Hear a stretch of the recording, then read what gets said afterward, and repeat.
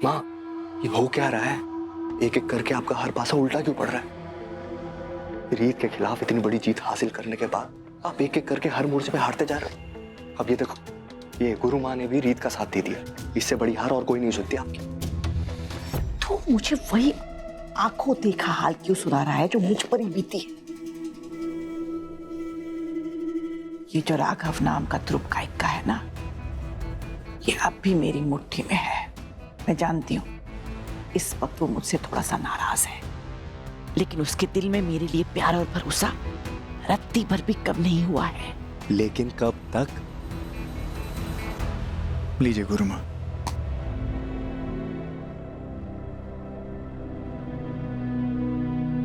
ये तोहफा जो आप गुरु माँ को देने वाले थे, इससे कुछ नहीं हुआ।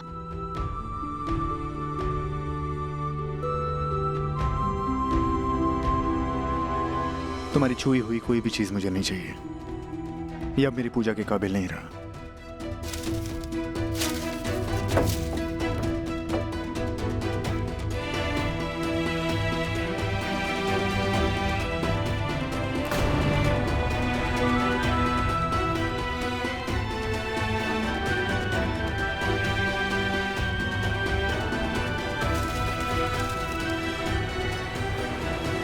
राघव, तुम ये गुत्थियां बाद में सुलझाते रहना। अभी हमारे प्रस्थान का समय हो गया है।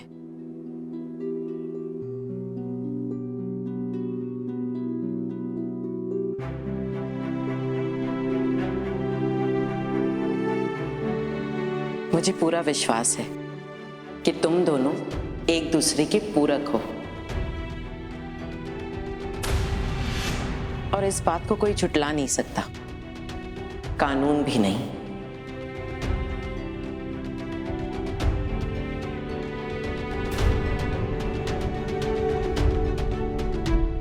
अब यह संभव है।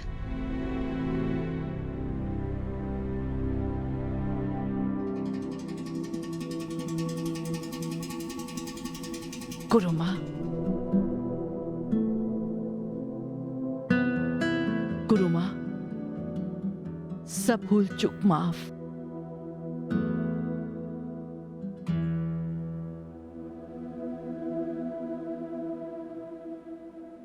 शारदा, मैं फिर से तुम्हें वही बात कहूंगी जो मैंने तुम्हें पिछली बार कही थी कि तुम्हारा इस घर और इन घर वालों के दिलों पे राज करने का समय अब समाप्त हो गया है। तुम्हारी भलाई इसी में है कि तुम भागवत भजन में अपना मन लगाओ और रीत को राज करने दो, क्योंकि ये उसका समय है, तुम्हारा नहीं।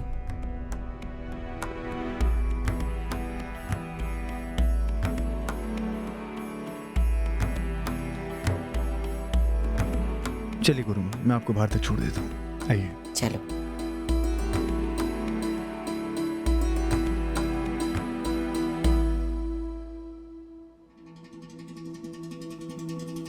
होंगी आप गुरु माँ, लेकिन आप मेरा भविष्य तय नहीं कर सकती। रीत, बहुत पंख फैला लिए तुमने। अब तुम्हारे पर कुतरने का समय आ गया है।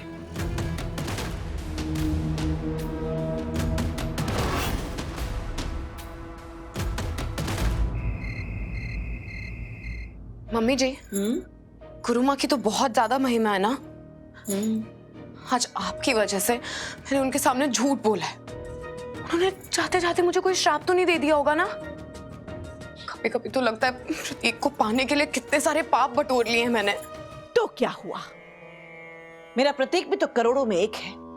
और मत भूलो कि प्रतीक की वजह से तुम आज सूर्यवंशी परिवार की बहू हो, तो तुम्हें अपनी जिंदगी का सबसे बड़ा वरदान पहले ही मिल चुका है। और रही बात गुरु माँ की, तो उनके पास इतना टाइम नहीं है कि वो तुम जैसों के लिए अपने आशीर्वाद या फिर अपना श्राप वेस्ट करें।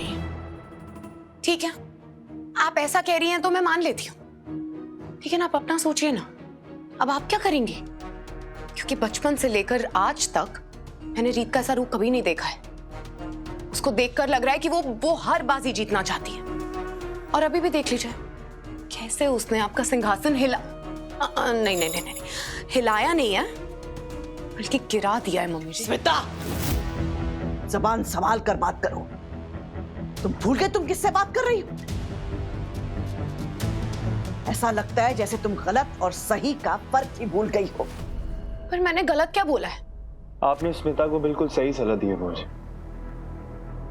तो बेहतर होगा आप ये सलाह खुद पे भी लागू करें। पहले आपने डांडिया के साथ छेड़छाड़ की, उसके बाद गुरुमा के सामने इतना बड़ा झूठ बोल दिया। मैं चाहता था गुरुमा घर में आए, हमें आशीर्वाद दें और घर में थोड़ी शांति लौटाए, लेकिन रीत से बदला लेने की जिद में आप इतनी अंधी हो गई। सही गलत का फर्क भूल के आपने सब बर्बाद कर दिया बुआ जी। आपने गुरुमा को सच क्यों नहीं बोला? अगर आपसे खीर जल गई थी तो आपने बताया क्यों नहीं? जितनी बार भी मैं आपकी साइड लेता हूं ना बुआ जी, आपकी तरफदारी करता हूं रीत के सामने, उतनी बार मुझे शर्मिंदा होना पड़ता है। राघव, तुझे लगता है कि मैंने ये सब किया है? गुरुमा मेरी भी पूजनीय है, मैं उनके साथ ऐसा अनर्थ नहीं होने दे सकती थी। ये सब तो स्मिता ने किया था। हाँ, मुझे भी तो सबके सामने ही पता चला कि स्मिता ने रीत के हाथ की बनी हुई खीर गुरु माँ के सामने अर्पित करती थी। रीत को भी तो सोचना चाहिए था ना इतना बड़ा बखेड़ा करने से पहले। आखिर स्मिता उसकी बहन है, लेकिन वो तो अपने सारे रिश्ते नाते भुला चुकी। एक मिनट नहीं लगाया स्मिता को सबके सामने नीचा दिखाने के लिए। तभी तो स्मिता के बचाव के लिए मुझे बीच में कूदना पड़ा, क्योंकि मैं तो वो पुराने सोच की औरत हूं ना कि अगर आपके परिवार के किसी भी सदस्य ने गलत किया है तो दुनिया के सामने आपको अपने परिवार के साथ ही खड़े रहना है, उसे अकेला नहीं छोड़ना। मैं और रीत अलग है ना बेटा, लेकिन राघव, मैंने ये कभी नहीं सोचा था कि तुम मुझ पर इस तरह आरोप लगाएगा। मुझे लगा था तू सिचुएशन को समझ जाएगा कि तू अपनी बुआ जी को अच्छी तरह से जानता है।